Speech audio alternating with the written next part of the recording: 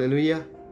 ਮੇਰੇ ਵੱਲੋਂ ਸਾਰੇ ਭੈਣ ਭਰਾ ਜੈ ਮਸੀਹ ਦੀ ਪਿਆਰੇ ਪ੍ਰਭੂ ਯਿਸੂ ਦੀ ਕਿਰਪਾ ਨਾਲ, ਤੁਹਾਡੀ ਪ੍ਰਾਰਥਨਾ ਨਾਲ ਅੱਜ ਫੇਰ ਇਕੱਠੇ ਹੋਏ ਆ। ਪ੍ਰਭੂ ਯਿਸੂ ਤੁਹਾਨੂੰ ਅੱਜ ਦੇ ਪਵਿੱਤਰ ਵਚਨ ਨੇ ਬਹੁਤੀ ਬਰਕਤ ਦੇਣ। ਹਾਲੇਲੂਇਆ। ਪਿਆਰੇ ਪ੍ਰਭੂ ਯਿਸੂ ਦਾ ਬਹੁਤ ਧੰਨਵਾਦ ਕਰਦੇ ਹਾਂ ਜੋ ਪ੍ਰਭੂ ਨੇ ਸਾਨੂੰ ਅੱਜ ਸਮਾਂ ਦਿੱਤਾ ਕਿ ਅਸੀਂ ਇਸ ਵਚਨ ਨੂੰ ਤੁਹਾਡੇ ਨਾਲ ਸ਼ੇਅਰ ਕਰ ਸਕੀਏ।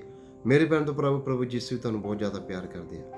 ਪਵਿੱਤਰ ਆਤਮਾ ਜੀ ਤੁਹਾਡੀ ਸਹਾਇਤਾ ਨੂੰ ਮੰਗਦੇ ਹਾਂ, ਸਾਡੀ ਮਦਦ ਸਹਾਇਤਾ ਕਰੋ। ਸਾਰਾ ਜਲਾਲ ਸਾਰੀ ਬੜਾਈ ਤੁਹਾਨੂੰ ਦਿੰਦੇ ਹਾਂ ਪ੍ਰਭੂ ਯਿਸੂ ਮਸੀਹ ਮਿੱਠੇ ਪਿਆਰੇ ਜਿੰਦਾ ਨਾਮ ਚ ਮੰਗਦੇ ਨੇ। ਆਮੀਨ ਆਮੀਨ। ਸੋ ਮੇਰੇ ਭੈਣ ਤੋਂ ਪ੍ਰਭੂ, ਪਰਮੇਸ਼ਵਰ ਦੀ ਬੁੱਧੀ ਨੂੰ ਰੱਦ ਨਾ ਕਰੋ। ਪਰਮੇਸ਼ਵਰ ਨੇ ਸਾਨੂੰ ਬੁੱਧੀ ਦਿੱਤੀ ਆ, ਉਹਨੂੰ ਰੱਦ ਨਹੀਂ ਕਰਨਾ ਚਾਹੀਦਾ। ਹਾਲੇਲੂਇਆ। ਆਪਾਂ ਦੇਖਦੇ ਹਾਂ ਕਹਾਵਤਾਂ ਪਹਿਲਾ ਚੈਪਟਰ 20 ਤੋਂ 33 ਤੱਕ ਦੇਖਦੇ ਹਾਂ। ਬੁੱਧ ਗਲੀਆਂ ਵਿੱਚ ਉੱਚੀ ਦੇ ਕੇ ਬੋਲਦੀ ਹੈ, ਉਹ ਚੌਂਕਾਂ ਵਿੱਚ ਹਾਕਾਂ ਮਾਰਦੀ ਹੈ, ਉਹ ਬਾਜ਼ਾਰਾਂ ਦੀਆਂ ਸਿਰਿਆਂ ਉੱਤੇ ਹੋਕਾ ਦਿੰਦੀ ਹੈ, ਉਹ ਫਾਟਕਾਂ ਦੇ ਲਾਂਘਿਆਂ ਉੱਤੇ ਅਤੇ ਸ਼ਹਿਰ ਇਹ ਗੱਲਾਂ ਕਰਦੀ ਹੈ। ਹੇ ਭੋਲਿਓ, ਤੁਸੀਂ ਕਦੋਂ ਤਾਈ ਭੋਲੇਪਣਾ ਪਾਲੋਗੇ ਅਤੇ ਮਖੌਲੀਆਂ ਆਪਣੇ ਮਖੌਲਾਂ ਤੋਂ ਪ੍ਰਸੰਨ ਹੋਣਗੇ ਅਤੇ ਮੂਰਖ ਗਿਆਨ ਨਾਲ ਬੈਰ ਰੱਖਣਗੇ। ਸੋ ਮੇਰੇ ਭੈਣ ਤੋਂ ਭਰਾਵੋ, ਇਹ ਪਰਮੇਸ਼ਵਰ ਦੀ ਬੁੱਧੀ ਜੋ ਸਾਡੀ ਜ਼ਿੰਦਗੀ 'ਚ ਆਉਂਦੀ ਆ, ਸਾਡਾ ਉੱਠਣਾ ਬੈਠਣਾ ਬਦਲ ਜਾਂਦਾ ਆ। ਹਾਲੇਲੂਇਆ। ਲਿਖਿਆ, ਹੇ ਭੋਲਿਓ, ਤੁਸੀਂ ਕਦੋਂ ਤਾਈਂ ਭੋਲੇਪਣ ਨਾਲ ਪ੍ਰੀਤ ਪਾਲੋਗੇ ਅਤੇ ਮਖੌਲੀਏ ਆਪਣੇ ਮਖੌਲਾਂ ਤੋਂ ਪ੍ਰਸੰਨ ਹੋਣਗੇ ਅਤੇ ਮੂਰਖ ਗਿਆਨ ਨਾਲ ਬੈਰ ਰੱਖਣਗੇ। ਜੋ ਮੂਰਖ ਆ ਉਹ ਗਿਆਨ ਨਾਲ ਕੀ ਰੱਖਦਾ ਆ? ਬੈਰ ਰੱਖਦਾ ਆ। ਹਾਲੇਲੂਇਆ। ਲੇਕਿਨ ਮੇਰੇ ਭੈਣ ਤੋਂ ਭਰਾਵੋ, ਪਰਮੇਸ਼ਵਰ ਦੀ ਬੁੱਧੀ ਸਾਡੀ ਜ਼ਿੰਦਗੀ ਵਿੱਚ ਬਹੁਤ ਜ਼ਰੂਰੀ ਆ। ਲਿਖਿਆ ਹੈ, ਮੇਰੀ ਤਾੜ ਸੁਣ ਕੇ ਮੁੜੋ, ਵੇਖੋ ਮੈਂ ਆਪਣਾ ਆਤਮਾ ਤੁਹਾਡੇ ਉੱਤੇ ਬਹਾ ਦਿਆਂਗਾ, ਮੈਂ ਆਪਣੇ ਬੱਚੇ ਤੁਹਾਨੂੰ ਸਮਝਾਵਾਂਗੀ। ਹਾਲੇਲੂਇਆ। ਹੁਣ ਬੁੱਧੀ ਕੀ ਕਹਿੰਦੀ ਆ? ਮੇਰੀ ਤਾੜ ਸੁਣ ਕੇ ਮੁੜੋ, ਵੇਖੋ ਮੈਂ ਆਪਣਾ ਆਤਮਾ ਤੁਹਾਡੇ ਉੱਤੇ ਬਹਾ ਦਿਆਂਗੀ, ਮੈਂ ਆਪਣੇ ਬੱਚੇ ਤੁਹਾਨੂੰ ਸਮਝਾਵਾਂਗੀ। ਹਾਲੇਲੂਇਆ। ਸੋ ਮੇਰੇ ਭੈਣ ਤੋਂ ਪ੍ਰਭੂ, ਪਰਮੇਸ਼ਵਰ ਦੇ ਪਵਿੱਤਰ ਵਚਨ ਸਾਡੇ ਪੈਰਾਂ ਲਈ ਦੀਪਕ, ਸਾਡੇ ਰਸਤੇ ਲਈ ਚਾਨਣ ਆ। ਇਹ ਜੋ ਪਵਿੱਤਰ ਵਚਨ ਆ, ਇਹ ਸਾਨੂੰ ਬੁੱਧੀ, ਸਮਝ, ਗਿਆਨ ਦਿੰਦੇ ਆ। ਬੁੱਧੀ ਉਦੋਂ ਆਉਂਦੀ ਆ ਜਦੋਂ ਅਸੀਂ ਪਰਮੇਸ਼ਵਰ ਤੋਂ ਮੰਗਦੇ ਹਾਂ। ਹਾਲੇਲੂਇਆ। ਮੈਂ ਤਾਂ ਆਵਾਜ਼ ਮਾਰੀ ਪਰ ਤੁਸਿਆਂ ਆਖਾ ਨਾ ਮੰਨਿਆ, ਮੈਂ ਹੱਥ ਪਸਾਰਿਆ ਪਰ ਕਿਸੇ ਨੇ ਵੀ ਧਿਆਨ ਨਾ ਕੀਤਾ।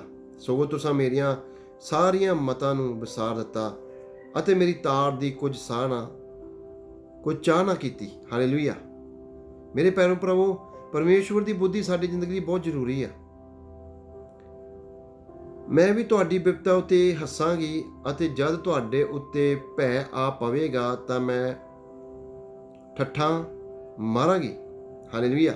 ਸੋ ਮੇਰੇ ਭੈਣ ਤੋਂ ਭਰਾਵੋ, ਅਸੀਂ ਬਿਪਤਾ 'ਚ ਕਦੋਂ ਪੈਂਦੇ ਆ? ਜਦੋਂ ਸਾਡੇ ਕੋਲ ਬੁੱਧੀ ਨਹੀਂ ਹੁੰਦੀ, ਜਦੋਂ ਸਾਡੇ ਕੋਲ ਗਿਆਨ ਨਹੀਂ ਹੁੰਦਾ। ਉਦੋਂ ਜਦੋਂ ਅਸੀਂ ਬਿਪਤਾ 'ਚ ਪੈਂਦੇ ਆ, ਫਿਰ ਸਾਡੀ ਜ਼ਿੰਦਗੀ ਡਰ ਆਉਂਦਾ ਆ, ਭੈ ਆਉਂਦਾ ਆ, ਫਿਰ ਸਾਡੀ ਜ਼ਿੰਦਗੀ ਚਿੰਤਾ ਆਉਂਦੀ ਆ, ਪਰੇਸ਼ਾਨੀ ਆਉਂਦੀ ਆ ਕਿ ਅਸੀਂ ਇਸ ਚਿੰਤਾ ਪਰੇਸ਼ਾਨੀ ਤੋਂ ਕਿੱਦਾਂ ਬਾਹਰ ਨਿਕਲ ਸਕਦੇ ਹਾਂ।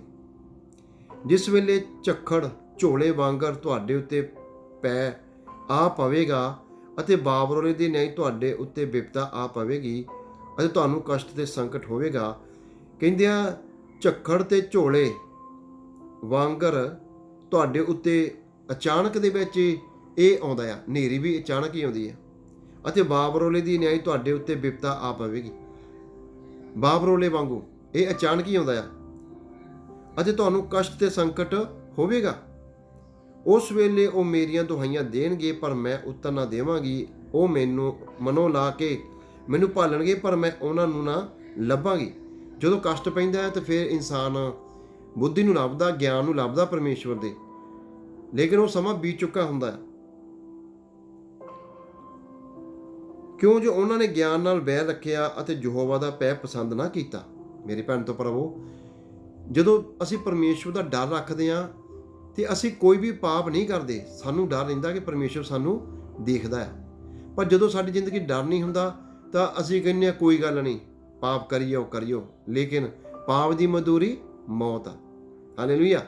ਸੋ ਮੇਰੇ ਭੈਣ ਤੋਂ ਭਰਾਵੋ, ਪਰਮੇਸ਼ਵਰ ਦਾ ਡਰ ਰੱਖਣਾ ਬਹੁਤ ਜ਼ਰੂਰੀ ਆ, ਤਾਂ ਹੀ ਅਸੀਂ ਕਾਮਯਾਬ ਹੁੰਦੇ ਹਾਂ। ਉਹਨਾਂ ਨੇ ਮੇਰੀ ਮੱਤ ਦੀ ਕੁਝ ਲੋੜ ਨਾ ਰੱਖੀ ਅਤੇ ਮੇਰੀ ਸਾਰੀ ਤਾਲ ਨੂੰ ਤੁੱਛ ਜਾਣਿਆ। ਇਸ ਲਈ ਉਹ ਆਪਣੀ ਕਰਨੀ ਦਾ ਫਲ ਭੋਗਣਗੇ ਅਤੇ ਆਪਣੀਆਂ ਜੁਗਤਾਂ ਨਾਲ ਰੱਜਣਗੇ। ਸੋ ਮੇਰੇ ਭੈਣ ਤੋਂ ਭਰਾਵੋ, ਜੋ ਆਪਾਂ ਬੀਜਾਂਗੇ ਉਹੀ ਆਪਾਂ ਵੱਢਾਂਗੇ। ਮੇਰੇ ਭੈਣ ਤੋਂ ਭਰਾਵੋ, ਮਿੱਤਰ ਬਾਈਬਲ ਇਹ ਕਹਿੰਦੀ ਆ, ਜੋ ਅਸੀਂ ਕਰਨੀ ਕਰਾਂਗੇ ਉਹਦਾ ਅਸੀਂ ਫਲ ਭੋਗਾਂਗੇ ਅਤੇ ਆਪਣੀ ਜੁਗਤਾਂ ਨਾਲ ਰੱਜਣਗੇ। ਕਿਉਂ ਜੋ ਭੋਲੇ ਫਿਰ ਜਾਣ ਕਰਕੇ ਮਾਰੇ ਜਾਣਗੇ ਅਤੇ ਮੂਰਖਾਂ ਦੀ ਲਾਪਰਵਾਹੀ ਉਹਦਾ ਨਾਸ ਕਰੇਗੀ। ਕਿਉਂ ਜੋ ਭੋਲੇ ਫਿਰ ਜਾਣ ਕਰਕੇ ਮਾਰੇ ਜਾਣਗੇ। ਭੋਲੇ ਆਪ ਹੀ ਮਾਰੇ ਜਾਣਗੇ, ਕਿਉਂਕਿ ਜਦੋਂ ਬੁੱਧੀ ਨੂੰ ਪਰਮੇਸ਼ਵਰ ਦੀ ਬੁੱਧੀ ਨੂੰ ਰੱਦ ਕਰਦੇ ਆ ਤਾਂ ਆਪੇ ਮਾਰੇ ਜਾਣਗੇ ਅਤੇ ਮੂਰਖਾਂ ਦੀ ਲਾਪਰਵਾਹੀ ਉਹਨਾਂ ਦਾ ਨਾਸ ਕਰੇਗੀ। ਕਿਉਂਕਿ ਜਦੋਂ ਮੂਰਖਾਂ ਦੇ ਮਗਰ ਲੱਗਣਗੇ, ਉਹ ਪਾਪ ਕਰਨਗੇ, ਖੂਨ ਕਰਨਗੇ, ਜਿਨਾਹ ਕਰਨਗੇ, ਨਿੰਦਾ ਕਰਨਗੇ, ਚੁਗਲੀ ਕਰਨਗੇ, ਔਰ ਉਹਦਾ ਹੀ ਅਜ਼ਰ ਉਹਨਾਂ ਨੂੰ ਮਿਲੇਗਾ। ਲਿਖਿਆ ਆ, ਪਰ ਜੋ ਮੇਰੀ ਸੁਣਦਾ ਹੈ ਉਹ ਸੁੱਖ ਨਾਲ ਵਸੇਗਾ ਅਤੇ ਬਲਾ ਤੋਂ ਨਿਰਭੈ ਹੋ ਕੇ ਸ਼ਾਂਤੀ ਨਾਲ ਰਹੇਗਾ। ਸੋ ਮੇਰੇ ਭੈਣ ਤੋਂ ਭਰਾਵੋ, ਪਰਮੇਸ਼ਵਰ ਦੀ ਬੁੱਧੀ ਨੂੰ ਲੈ ਲਵੋ। ਹਾਲੇਲੂਇਆ। ਜਦੋਂ ਪਰਮੇਸ਼ਵਰ ਦੀ ਬੁੱਧੀ ਸਾਡੇ ਵਿੱਚ ਆਉਂਦੀ ਆ, ਇਹ ਕਿੱਦਾਂ ਆਉਂਦੀ ਹੈ ਬੁੱਧੀ?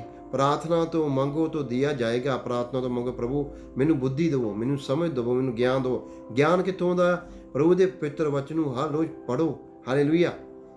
ਇਹ ਸਾਡੇ ਪੈਰਾਂ ਲਈ ਦੀਪ, ਸਾਡੇ ਰਸ ਲਈ ਚਾਨਣ ਆ। ਮੇਰੇ ਭੈਣ ਤੋਂ ਭਰਾਵੋ, ਇਹ ਸਾਡਾ ਡਬਲ ਬਲੈਸਿੰਗ ਆ। ਇਹ ਧਰਤੀ ਦੀ ਵੀ ਬਲੈਸਿੰਗ ਆ ਔਰ ਸਾਡੇ ਸਵਰਗ ਦੀ ਵੀ ਬਲੈਸਿੰਗ ਆ।